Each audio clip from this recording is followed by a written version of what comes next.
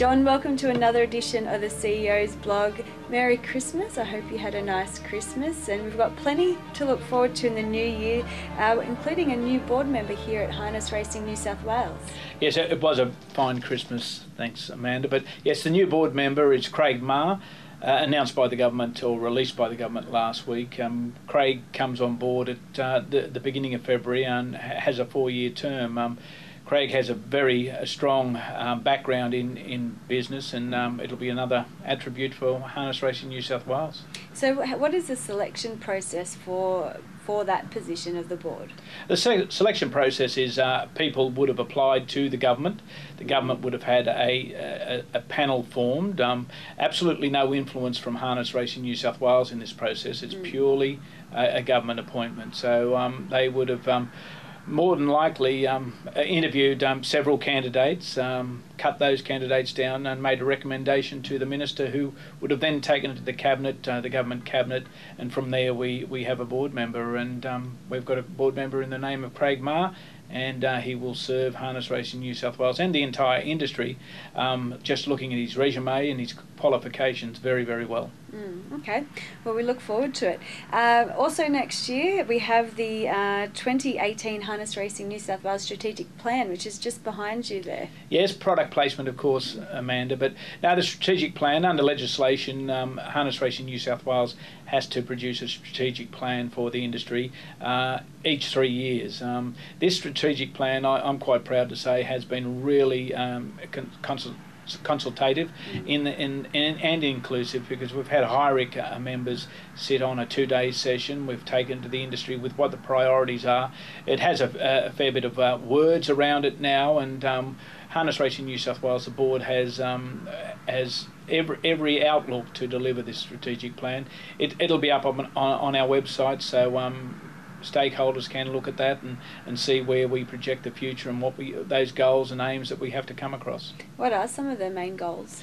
Some of the main goals, well, I must say one of the things that is very important to the industry is integrity. So integrity does focus in there, but we're looking at infrastructure and how we move forward with that. We're looking at ownership and breeding, of course, because we need all those things to keep our industry vibrant. But I won't release too much. I encourage stakeholders to go to our website and have a look at what is in that strategic plan, especially the priorities section, which is towards the end. Okay, all right, so that will be up today. It will be up today. All right, no worries. So John, you just touched on infrastructure. Let's talk a bit about that. There's a bit obviously coming up next year. We've got plans at Wagga going ahead, Tamworth and Bathurst. Yes, well, Wagga is in full swing now, finally, and anybody down in the Riverina, that I suggest they drive past the site there at Cartwright's Hill and have a look at it grow. What will be a magnificent track and centre eventually for the Riverina. So Wagga's in full swing.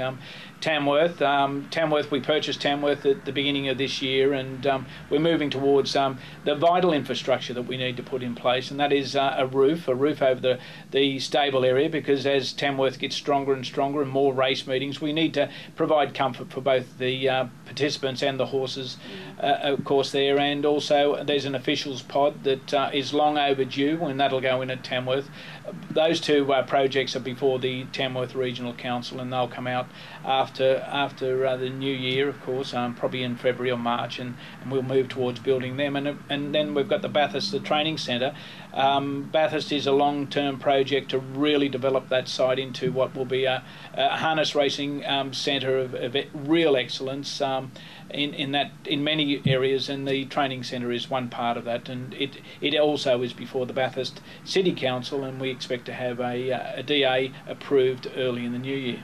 Okay, well, on the topic of Bathurst, they just had one of their biggest race meetings of the calendar year last night.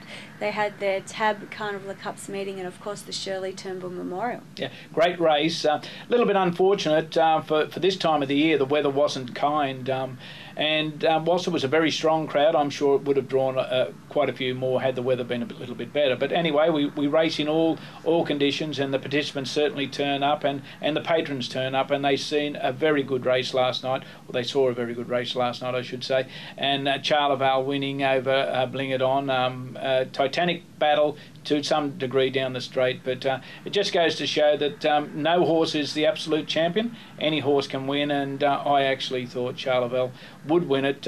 Barrier draws help, and it certainly helped in this occasion. Yeah, good drive as well by Robbie Morris. Well, that was a Carnival Cups meeting, and there's a few coming up. We've got Parks, Leeton, Maitland as well. Yeah, Intercity Pace, a great race meeting there. The three favourites really shone out in the heats, and they've progressed to what will be a great final. The barrier draw is tonight, Wednesday night, so we'll wait and see how that comes out. But well, when we took at Parks, it's a little bit struggling for fields there at Parks, and I think we probably have too many race meetings on at this time of the year in that area. And Leeton, of course, will be a fantastic meeting as well. But if you're looking for somewhere to go to see the crackers, you need to go to Albury, of course. And Sue and her committee, Hank, they put on a great show. There'll be thousands of people there tonight. One of our better represented crowds throughout the season. So Albury, Parks, Leeton, Maitland, if you want somewhere to go harness racing, it's on at all those venues. So when's Albury's New Year's Eve? Albury's New Year's Eve, yes. And at Parks, do they have fireworks there? Yeah, they have fireworks as well at Parks.